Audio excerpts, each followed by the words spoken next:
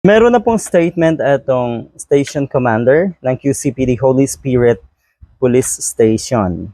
At yun nga, ang focus nila ngayon ay kung sino yung uploader. So ang sabi ng mga netizens, lalo na po yung mga nag-iisip ng tama, hindi ba dapat ang inuna ay itama kung sino ba talaga yung VIP na dumaan? Kung yung pulis ba talaga ay nagkamali lang? Dahil ayon sa pahayag ng kampo ni Sara Duterte, hindi daw or wala daw kinalaman si Sara Duterte doon sa issue nga na yun, yung pagpapasara. Hindi natin sigurado kung gaano kahaba yung oras na nakasara ang Commonwealth Avenue.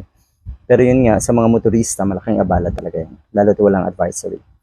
Anyway, so yun, eto po may pahayag na etong station commander.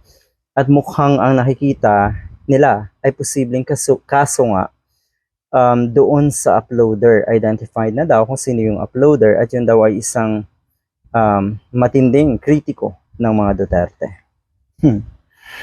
Abay, sige lang. Talaga lang. Kung kayo po ay naandyan, siguro kahit hindi kayo diehard, kahit ano man ang political color nyo, kung naandyan kayo at na-stuck dito sa area na ito, dahil nga kung na ay pinasara, ay siguro naman maaasar. Siguro po ay maaasar din kayo. So yon, tignan natin itong pahayag na ito ng station commander. So ito po yung pahayag. Makikita po sa Facebook post niya na ang taong ito ay staunch critic ng ating VP. Kaya kami nga rin po ay nagtataka kung bakit nasa gitna siya ng kalsada at parang ina-agitate niya yung mga motorista.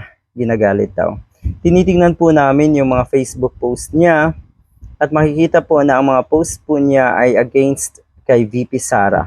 Yon. Para namang wala kayong nakitang post against the opposition. Mas matindi po yung mga post ng mga kung sino man na against sa opposition. Talaga lang.